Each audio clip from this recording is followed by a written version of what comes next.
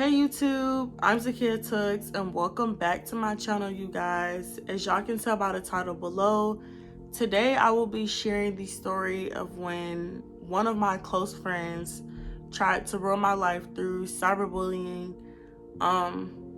So yeah, let's just get into the video.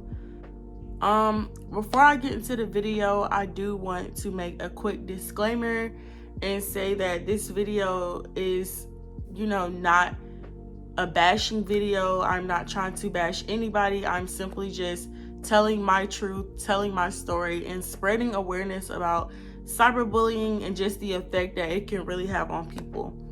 So yeah, I'm gonna go ahead and get into the video.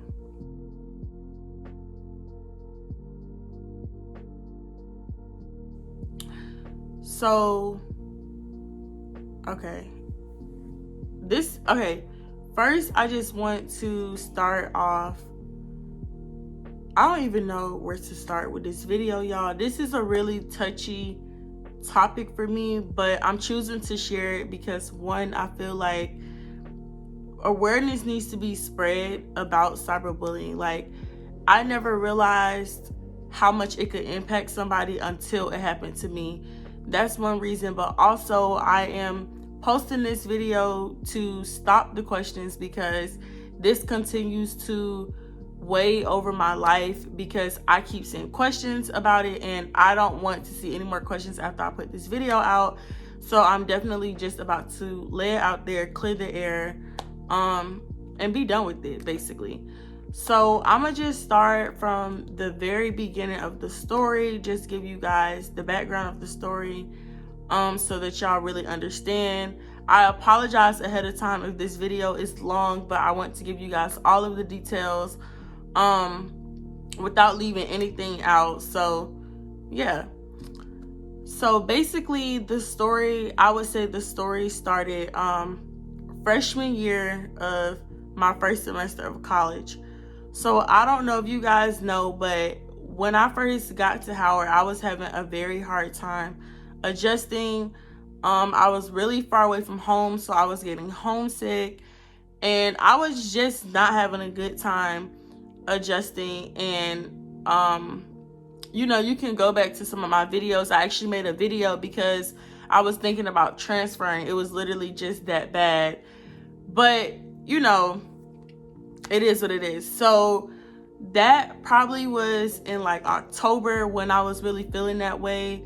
September, October-ish, I was really homesick. And in November, probably mid-November, I remember, and now I'm getting into the story, y'all. So mid-November, I remember I was at the library with one of my friends and I was tagged in a picture.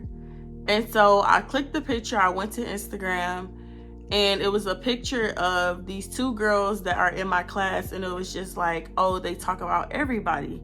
So immediately when I seen it, my first thought was like, one, I know that we're not about to, be making these pages. Like, we're grown adults now. Like, that's such a high school, middle school thing to do. So I'm like, I know that people are not really about to be sitting here making fake pages in college. That was my first initial reaction. I'm like, what in the world? So then I'm still in the library, and I remember another post went up on the page, and it was actually one of my hallmates, and hers was basically like, oh, we heard that you be sleeping around, be careful before you have a baby. And so when I read that, I was a lot more taken back because it's like, that's way too far. Like, you don't say that about anybody. You don't put that on a page. You don't make those type of comments. So when I see that one, I was like, that's crazy. Like, that's actually mean. Like, somebody's really going out their way to be mean to somebody. Like, I just didn't understand. So I remember seeing just making those comments to my friend because we both see in the page now. And so I remember me and my friend, we left the library or whatever, and we were on the way home, and he was like, oh, I just got tagged in a post. And I'm like, what you mean? Mind you guys, it is like 3 a.m. So anyways, I just felt like the time is going to be relevant a little bit later, but So he's like, yeah, I just got tagged in a post. And I'm like, what post is it? And he pulls it up and it ends up being a picture of me. So it actually ended up being the picture of me on my Instagram where I have on, or I might have taken it down now, but I had on a black top and like a yellow skirt. And basically it was like, Zakia is known for staying in both Drew and Cook dorms. It was like Zakia is known to be seen in both Drew and Cook dorms. So basically what that meant, y'all, was, if you don't know, Drew and Cook are the two male dorms at Howard University. So you can insinuate a little bit further what they were trying to say with that post. So immediately when I seen it, y'all, the only word I could say for my like feelings was sick. Like I was sick because it's like, one, this is far from the truth, but also the first things that start popping into my head is like, one, everybody is about to be seeing this, not just, you know, my peers, not just the people I go to school with, but possible jobs might be seeing this, organizations might be seeing this. I had just started launching my YouTube channel off, so it's like, okay, now my YouTube supporters might be seeing this, and it's like, now I'm going to be associated with that, and that's not a good look. But also on top of that, it's like, how many opportunities will I lose? Because even if, you know, organizations or things like that don't think it's true, they don't want that to be associated with their organization or their business. So that was the first thing that came to my mind, because, you know, that will play a huge role on everything. So I remember I finally get home, I go to my room, it's like 3 a.m. And I remember I called my mom crying, and I'm just crying hysterically because I'm frustrated. It's nothing I can do about it. Like, this is social media. You can't just make a post disappear.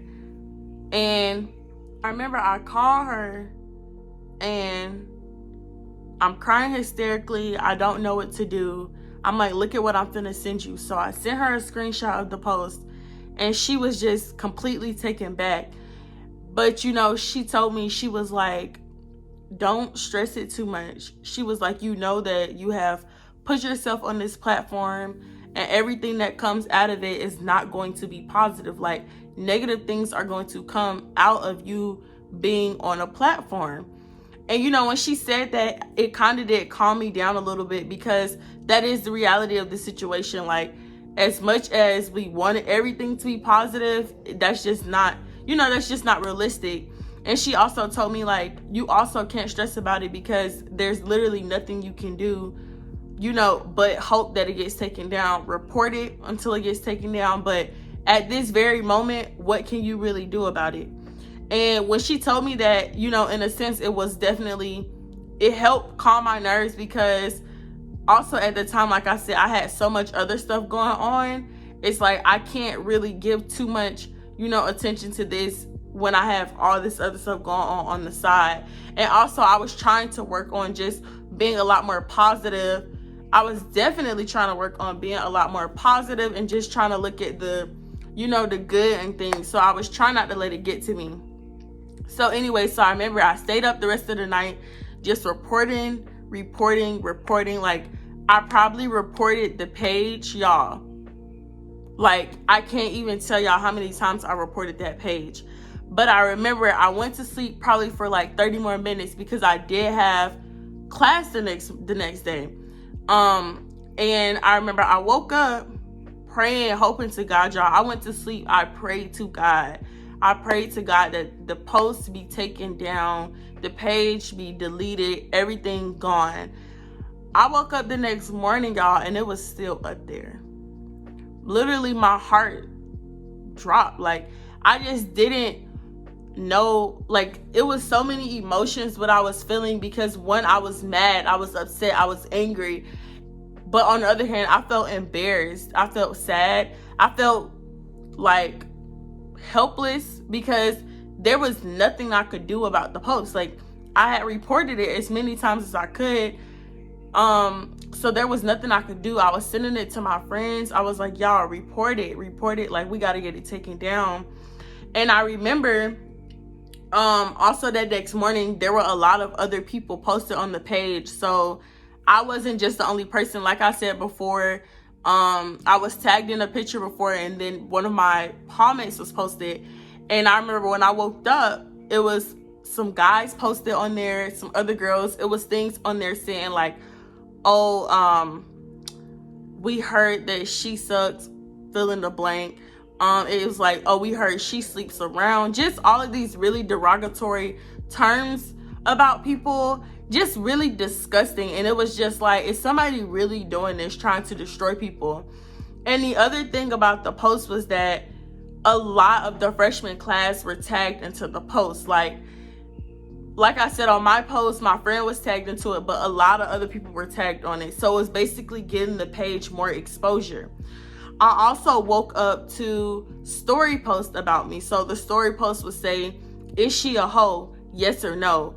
The story post said, have y'all heard that she be sleeping around? Or it was like, have y'all seen her in Drew or Cook? So ultimately, even though there were other people being posted on the page, I started to feel as though the page was targeting me because I had more posts than anybody. So I remember saying to my mom, once I woke up, I said, I want to make a comment about it. I just want to post something on my page because I don't want people thinking that this is, that this is me, that this is what I do. Like, this looks horrible. Like, literally no words can explain how I felt. I feel like the biggest word that can explain it is just like sick and helpless. Definitely helpless, because there was nothing I could do about the page. And as much as I wanted people to believe me, people are gonna believe what they want. So it wasn't really too much I could do about it. So anyways, I told her I wanted to make a post about it, and I texted one of my close friends, or I texted both my close friends, and I was like, y'all, I want to make a post. Basically, let's come up with a post to post, keep it classy, just really addressing the situation. And my close friend actually helped a lot with making the post, just helping critique it, make sure, no grammatical errors, make sure that it doesn't come off as like me doing too much, just make sure the post was good. And I remember I ended up posting the post, and that was what it was. I also remember like my close friends was very upset about it. Like, they went on the page and commented like, oh, I don't play about her, and reposted on their story like, oh, y'all need to stop playing, y'all are so childish. How friends should be doing, definitely taking up for me. And I really respected that, So I remember after I got out of the bed, hold on, I'm shaking, let me calm down. After I got out the bed, I remember I got dressed and ready for class because I still had to keep pushing. Like I told you, I had so much other stuff going on, so I just could not let this one thing, stop me from going to class or whatever. So I remember I got up and went to class, and I felt so embarrassed, y'all. I literally felt like everybody was looking at me because they had seen a post. And maybe that was all in my head because I knew it was out there, but I felt like everybody had seen it. Everybody was looking at me. And one thing I'll never forget is after I came out of class, I remember one of my friend that actually goes to NCAT, he called me and was like, hey, do you see this post about you? And immediately, y'all, I just felt very torn apart because that let me know, like, not only did the post circulate at Howard, it made it all the way to another school. It made it all the way back to people at home. And that hit me. That actually hit me the most, probably because at that point, even if, the page ended up being deleted, if the post ended up being deleted, it was already out there. Like, people had already seen it. So at that point, y'all, I was just torn apart. I was just sick, ready to go home. There are really no words to explain how I felt because I couldn't really, I could be a voice for myself, but then again, I couldn't because to a certain extent, like, I didn't want to give too much energy to it. But also, it's like, now that it's out there and it's viral, I can't reach out to everybody personally who saw it and say, oh, this isn't me. Oh, this is fake. You know what I'm saying? So it was definitely hitting me. But I remember this all happened right before Thanksgiving break. And probably 2 days later, we went home for Thanksgiving break. And I remember I woke up on Thanksgiving Day and the page was deleted. So that was one thing I was thankful for. But I remember Thanksgiving was that Thursday, and I remember that Friday I actually hit 10,000 subscribers. So it was like really bittersweet. Like all of a sudden, now that this is down, I just hit 10,000 subscribers. But shortly after, y'all, a new page came up, and the new page was just like, oh, it's okay to spread drama as long as it's truthful things. And immediately when I saw it, because I was tagged, like the first post was like send in drama. Immediately when I saw it, I was just like, psh, because it's like, you know, this is the same old childish game y'all been playing. Like, people are on break, trying to enjoy their family. Like, people have real life stuff going on, and, you know, you're over here making posts trying to really hurt people. So I really wasn't paying any mind on Thanksgiving break. It was posts coming up. It was posts like pretty girls / fun girls. And basically, you can insinuate what people mean by fun girls. And I was posted as one of the fun girls, but I literally paid it no mind at all. All right, my bad, y'all. My mom had called. But so I remember just being on Thanksgiving break, trying to enjoy my break. You know, my friends was checking on me. They was still kind of talking about it, just like, you know, that was crazy. We got to figure out who was behind the page. Just, you know, taking up for me like friends should. So I remember Thanksgiving break was over. We go back to school. We had like one more week left of school or whatever. And nothing has really happened. I'm thinking, you know, it's died down. Maybe they realized how childish what they were doing was, how hurtful it was, and they stopped doing it. So I remember that Friday, leaving for winter break, I actually rode home with one of my close friends, and rode home with them 12 hours in the car, get home, and I remember the next morning a new post comes out. But the thing is, y'all, and it's honestly making me just sick and disgusted just thinking about it, talking about it. The thing about this new post was, it was on a different level from all the other posts. Like, this kind of solidified all of my thoughts about how I felt like the page was mostly targeting me. So the new post ends up being a screenshot of a girl's butt from porn, reposted saying a upperclassman sent this sex tape in of them and Zakia. So, and I was tagged in it, and other people were tagged in it, similar to the first page. So again, this is the second page that is basically saying it's okay to spread news, but let's just do it true news. But then they're going and spreading false news. It's apparent to me that the person behind the first and second page had to be the same person, because they were doing the same tactics, you know.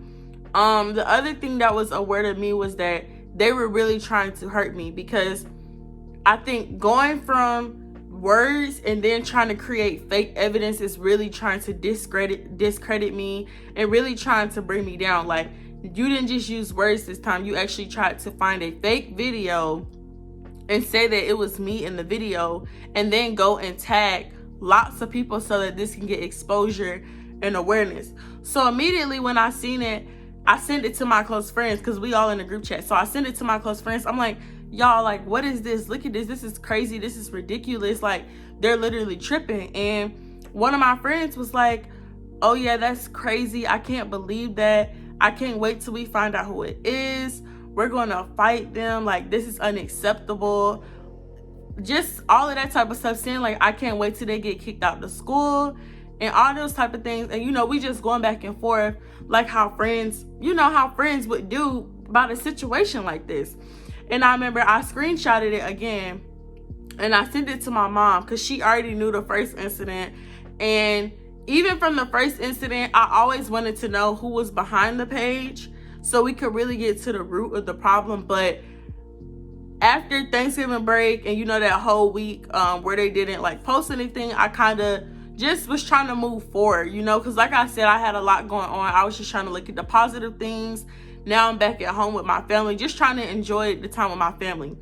So I just remember when that post came out, y'all, at that point I was very disgusted, because it's like, that is extremely too far. Like, you really just tried to say that I made a sex tape, and that's just crazy to me. So I sent it to my mom, and my mom was like, Zakia, this is unacceptable. She was like, I'm about to get the police involved. Like, she was like, I'm about to get an investigator, so we can try to track and see who was behind the page. And I'm all down for it. I'm like, yes, Liz, that's a great idea to do it, because at this point, you're only escalating with how you're like attacking me. At first it was just words, now you're trying to find fake images. It's like, how far will you actually go? So I text in the group chat with my friends, and I'm like, y'all, my mom said she's about to get an investigator involved.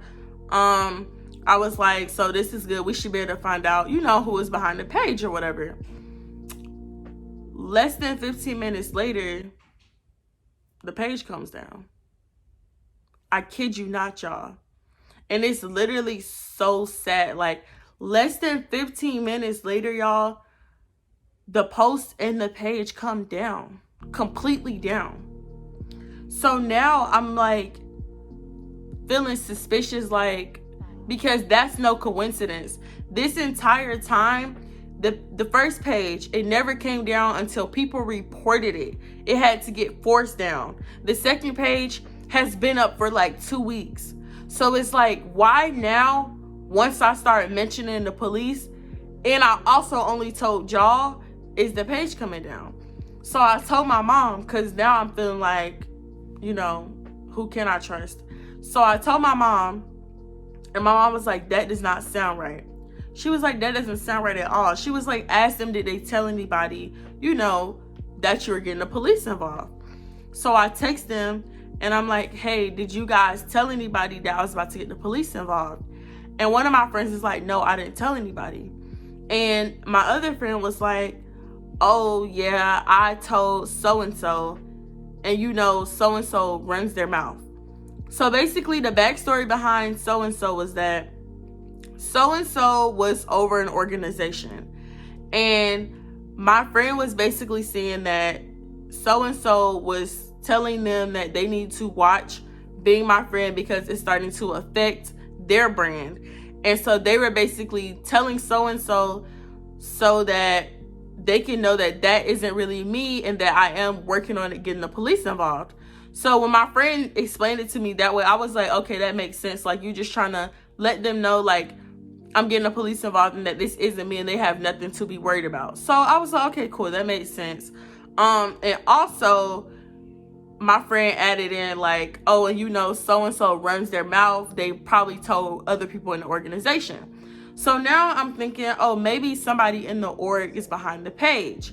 But as I was going through the people who were in the org, I was literally cool with all of them. And also I went back to the first page where all of the posts were.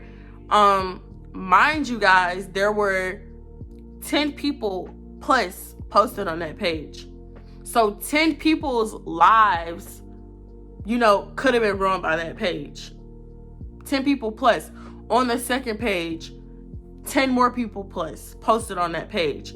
So I go back to the page and I'm looking at the people who were posted, but I can't make any type of connections. Like, I'm trying to see like, okay, maybe this is a friend group and they were trying to attack this friend group, but I couldn't make any connections. And as I was talking to my friends, none of us could make connections. Like, one of my friends even said like, I don't see any connections. I don't know.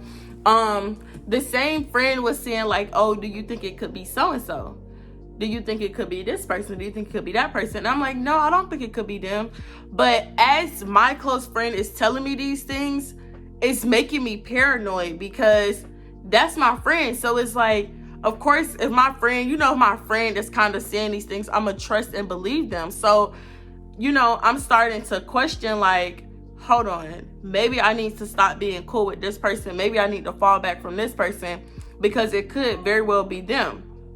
So I remember after my friend told me like, oh, this is why I told him, I was just gonna leave it alone at that point, because my mom said she was about to get the investigator on the case. Hopefully, we figure out who it is. So I remember I'm in the car with my sister, and I get a phone call. No, I get a text message first. And the text says, "Hey Zakia, I've been searching all over for your phone number. I really wanted to talk to you and just let you know how sorry I am about the post. It was just a joke. Da da da da," in the third. And I remember immediately when I saw the number, I already knew that it was probably the person behind the post, because that was just weird at a weird time. It was literally on the same day that the post was deleted. So I'm like, this is odd. So I remember texting back and I was like, who is this? And they started sending things like, "Please forgive me. I'm so sorry. It's Christmas time. You have to forgive me." Basically saying it's Christmas time, kind of like taking it as a joke. They were saying like, "I'm so sorry. I was jealous of you. I never meant for it to get this far." And then they go on to say, "So-and-so dared me to do it." So I text back and I'm still like, who is this? I'm not responding to anything else. I'm just simply like, who is this? Because to me, if you're so-called trying to right your wrongs, if you're really trying to genuinely be sorry and genuinely apologize, how can you do that when I don't even know who you are? So they don't say anything. They're like, "Please forgive me. I'll give you money. I'll give you money. It's Christmas time." These are the things that they were saying to me. So I just stopped responding, because at this point you're taking it as a joke, and this is my real life. This is my life that you're playing with. Like, you posted an entire porn video and tried to say it was me, and you think that you can just text me and say it's Christmas time and I'll give you money? Like, I don't even understand. So at this point, I'm like, I'm baffled, y'all. I'm literally baffled. So they end up calling me, right? And I answered and I put on speakerphone. I'm like, hello. And they're not saying anything, like completely mute, not saying anything. So at this point, to me, it's like, you're playing. You have no real intentions of righting your wrongs. You aren't sorry. You really don't care. And now you're further wasting my time. So I hang up, and all I say is, I'm like, I'm getting the police involved, and I leave it at that. And I believe they sent a couple more messages, but like I said, I stopped responding, because if your intentions were to apologize and really right your wrongs, you would have told who you were. And also, let's go back. One, they tried to blame it on somebody else who I just definitely knew did not do it. They tried to blame it on somebody else. Two, they used a fake phone number, and the the area code of the fake phone number was a different state, with somebody else who I kind of wasn't cool with. So not only did they try to frame and try to act like someone else who they knew I wasn't really cool with, because to them that made sense. But two, they tried to blame it on somebody else, saying, "Oh, they dared me." Blame it on somebody else. So now I'm like, this is ridiculous. And I knew that it wasn't either of those people, because one, the person they tried to fake to be, I had the real person's actual phone number. And two, the person they tried to blame it on is not even cool with the person they were trying to be. So now I'm like, this is very odd. And it's like, you're still playing. Like, at this point, you're being very weird. Like, you're impersonating people, you're lying on people, you're posting fake videos. Like, this is really crazy to me. So I remember I started to get suspicious of my friends again. And let me tell you guys why. The only people who knew that I wasn't that cool with the person that was fake texting me were my friends. So now it's getting very sad and very suspicious. I also remember on this same day, one of my close friends is continuously texting me like, "Do you want me to see if my friend can hack it? do you want me to see if my friend can get behind the page? And I keep telling my close friend, I'm like, no, just leave it alone, you know? Just leave it alone. Like, my mom is getting the police involved. We're going to figure out who it is. But no, my close friend keeps saying, I can find out who it is. I can really find out who it is. They can track it. They can track it. My friend can track it. And so this is all making me suspicious, because if I'm telling you no, and I'm the person on there, you know, just relax. This is also the same close friend who was under the page saying, oh, I don't play about her, and reposting on the story, and, you know, texting me saying, we're going to beat them up, and I can't wait to find out who it is, and I can't wait till they get kicked out. This is the same friend, y'all. So this is all making me pretty suspicious. In the beginning, it was definitely playing as, you know, support a friend, how you're supposed to respond. But as we're getting later into, you know, the days, I'm kind of feeling suspicious. Mind y'all, this is also the same friend who's saying, don't you think it's so-and-so? Well, couldn't it be this person? Couldn't it be this person? Having me very paranoid, like very, very paranoid about the people around me. So anyway, so I remember a day goes by, nothing really happens. Another day goes by, nothing really happens again. The next day, the same friend who was doing all of this stuff texts me and is like, hey, how are you? You know, how's your break going? Mind you guys, this is the same friend that I rode home with 12 hours, right? I'm just throwing these details out so that we can make a connection at the end. So anyways, so that day they text me, hey, like, how are you doing? And I'm like, good, how about you? Like, I'm still feeling like everything is regular. I'm still feeling like this can't be my friend. You know what I'm saying? I'm still feeling like this has to be somebody at the school who just doesn't like me. So I remember the next day, my mom says to me, hey, Zakia, so I got in contact with the police, and they told me that they will be able to get a warrant in order to track the IP address, because you have to do those steps before you can, you know, track an IP address. And I'm like, okay, this is great news. Like I said, y'all, I was trying to be very positive, not trying to look at the negative. So this was probably the first piece of good news that I had, you know, throughout this whole like process. So she says, but also I just want to let you know, they told me in most situations, you know, when there are fake pages and things like that, she said, when there are fake pages and things like that, she said it's usually one of the close friends, the best friend, or this is what the police told her. So I'm like, when she said that, it kind of touched me really deep, just because, you know, I was already feeling a little suspicious, but now it's kind of like this is solidifying that. So I remember she told me, she said, okay, so do this. Send this text message to your close friends, and we're going to see how they react. To the same close friends who I told, you know, a little bit earlier, my mom's getting the police involved, and that's when the page came down.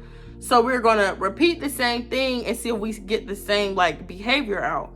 So basically the message I sent to them was like, hey, you guys, I'm so glad I'm at home now. My mom is able to really help me with this situation, and she was able to talk to the police, and they said that they'll be able to issue a warrant to track the IP address. They also said they might have to interview you guys because, you know, y'all were the only people I told that the police would be involved before the post and the page came down. So I ended up sending them that message, and my friends are like, oh, I'm so happy. This is great news. I can't wait till we find out who it is, because that's just crazy. They're going to get kicked out of school and all those things. You know, how friends should respond. So I remember this was on a Wednesday, and I remember Thursday morning, I wasn't with my mom. I got to my mom's house Thursday afternoon, and I came over or whatever, and I go in the house, and my mom is like, Z, come in, let me talk to you. And I'm like, okay, I'm just thinking, regular conversation, nothing major. And she's like, so I found out who was behind the page. And I'm like, the police figured it out that fast? That's my first assumption, And she was like, no. So blank, I'm not going to say their name, but your close friend called me this morning, FaceTimed me this morning, and admitted to both of the pages, all of the posts, admitted to being the fake phone number, admitted to making up all of these lies and things like that. And she said, yeah, they didn't want to admit it at first. They came on the phone just basically saying, I'm so sorry. I didn't mean to hurt Zakia. Please don't tell her. Just please get the police to not be involved. Their first main concern was getting the police off their back. And that was the first thing that I feel like hurt me the most, because it's like, you still never had any real intentions of apologizing. Like, you never honestly saw the damage of what you had did, and it's bigger than me. It was a lot bigger than me. It was all of the other people that you posted, and for what? They were collateral damage, which we later find out, the person ends up saying, yes, they tagged all of those people to get the page exposure, and a lot of the people on the page were random posts so that it wouldn't lead back to them. So everything was very calculated. And the reasoning behind it was because I was getting successful at YouTube, and, that's where they wanted to be. And they were feeling jealous because of that. And for me to hear that from my close friend, it was very, very sad. Actually, when my mom told me, I didn't cry, I didn't laugh or anything. My emotion was completely, like, I felt nothing. I felt nothing at all, because this was one of my close friends. And it's just like, for you to allow YouTube, something that can be gone today, tomorrow, to allow you to literally destroy people's lives, because it definitely had the potential to do that. Like, you never know what nobody is going through. Somebody could have been at a breaking point in their life, and them seeing that post about them could have made them, like, kill themselves. I mean, that's just the reality of the situation. And it's just like, you did that to people for no reason. It was very sick to me, very sad. And even to this day, like, it bothers me. You guys, I had to go to counseling for this, because mentally I was messed up, I became very paranoid about everybody around me. I started to think that everybody around me had bad intentions, because somebody who was so close to me was doing all of this while still being there to comfort me, checking on me,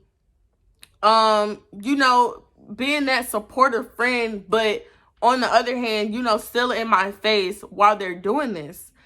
Also knowing everything I had going on already. Like I said, I was not adjusting well to school. I had so much going on. So to know that that person could do that to me really messed me up mentally.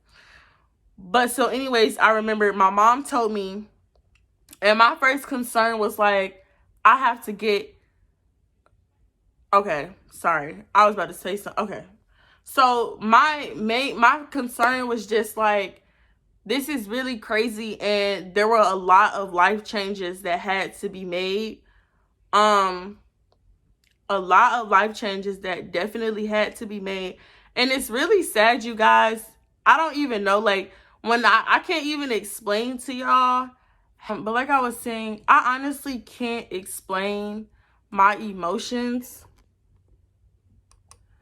And this is not something I would wish on my worst enemy, just because, how much it really did mess with me mentally. Like, for the next couple of weeks, y'all, I was not eating or sleeping, period. Like, at all. I wasn't eating or sleeping, and it wasn't even real to me. Like, it really had not hit me that, yes, your friend really did just do this to you.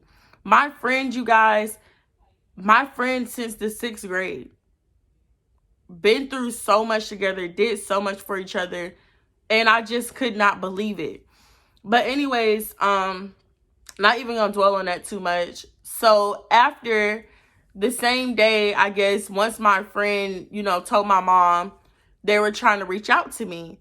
And they did, text a couple times, say they were sorry, but to me, the apology was never genuine. It was always coming from a place of, I don't want you to tell anybody. And I didn't even mention it, but the friend even said to my mom, oh, can you please not tell her siblings?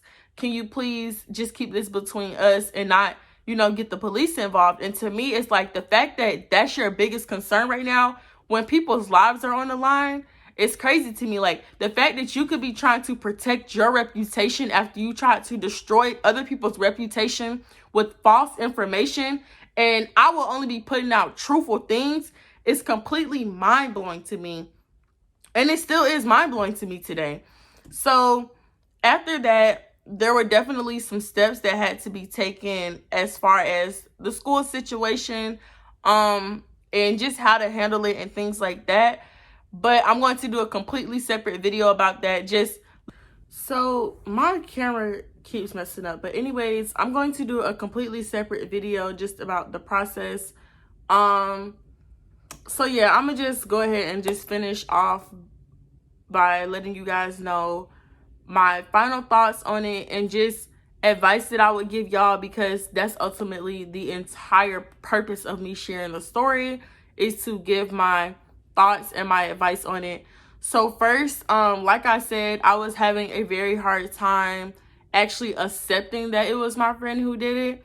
So in the beginning, like I said, I was dealing with a lot of mental problems, like a lot of things mentally. I was suffering with paranoia. I definitely thought that everybody around me was trying to set me up. It could be as simple as someone coming in my room asking for tissue, and I would think they were trying to set me up. And that's when I realized I had to seek outside help. Like, I had to start going to therapy to talk to someone, because I couldn't sleep, I couldn't eat. It got to a point where I would not even want to get up and go to class. And to some people, I feel like this could feel like a small situation, but it was a lot bigger than just the cyberbullying page. It was the fact that someone this close to me was doing this right before my eyes while also supporting and caring for me, and it just really, really, really affected me. So after I kind of got out of the phase of, like paranoia and things like that, I definitely started to do a little bit better. Going to the therapy really did help me, because I was able to talk about my feelings and work through them. But another challenge that I was dealing with was I was back at school, you guys, and I was already dealing with homesickness and not being able to adjust. So now it's like one friend down, homesick, can't adjust, and now I'm dealing with like paranoia. So it was really, really hard. Advice that I would give, the first piece of advice that I would give is to pray. I definitely touched in with God a lot more during this time. Like, I was literally going to church every Sunday, because it just got to a point where there was no one who could fix this but him. Like, there was no one who could heal me but God. Like, it didn't matter how much I talked, how much I tried to get out of my room, how much I tried to make myself better. I really had to start praying more and ask God to heal me for this situation. And I also remember, the second piece of advice I would give is patience, because, and I'll get into patience more for the second part of the video, but going through the process of just trying to handle it and, receive justice was very challenging, a very long and overwhelming process. And I feel like that's another reason why I, was taking it so hard, because I was still dealing with it even after I knew who was behind the page. So definitely patience. The last thing I think I would give is to love yourself, and to definitely, don't be too hard on yourself. I feel like throughout it, if I would have done better in the beginning with kind of accepting it as what it was and trying to move forward, I feel like I could have, healed faster. But I was having a really, really hard time accepting, the fact that this was my very close friend. I'm sorry, y'all, my very close friend. So definitely, like, if I would have, accepted it earlier, I could have moved on faster and things like that. But I don't know, y'all. It's a really, really crazy situation. I'm finally talking about it now because, one, like I said, I wanted to share my story because I feel like cyberbullying happens to a lot of people, but I never realized how much it could impact somebody. You always hear the stories about like suicide rates and things like that, but I never realized it until it happened to me. And I feel like that happens with a lot of people because even like people's responses to me sometimes when I would explain the story or tell them like it was my close friend, they'll be like, oh, well, do you think you guys could be friends again? And I'm just like you just don't understand. So, it definitely also made me a more sympathetic person because I see how it feels now. Like, it's a horrible feeling. You feel completely helpless. There's nothing you can do about it. And then on top of that, to know that it's somebody close to you, that messes up your trust. That makes you paranoid. That makes you not want to open up to anybody anymore. And that's just what it was. So, yeah, you guys, I'm going to talk more about the whole situation in part 2. And just explain the process to you guys, but I don't want this video to be too long. So this basically will be the end of this video. So yeah, just stay tuned for part 2. I honestly feel like I closed it out. Like, I feel like I was everywhere throughout this video, and I'm sorry, you guys. I just really want to get the story out there. I feel like part 2 will be a little bit more organized. So yeah, just stay tuned for part 2. And again, this video was not meant to bash anybody. I am simply telling my story and sharing the truth because I need to get this out there. I am about to literally never talk about this ever again after the part 2 video. This is going to be the very last time, and I'm just trying to clear everything up and get it out there. So yeah, thank you guys for watching, and make sure you stay tuned for part 2.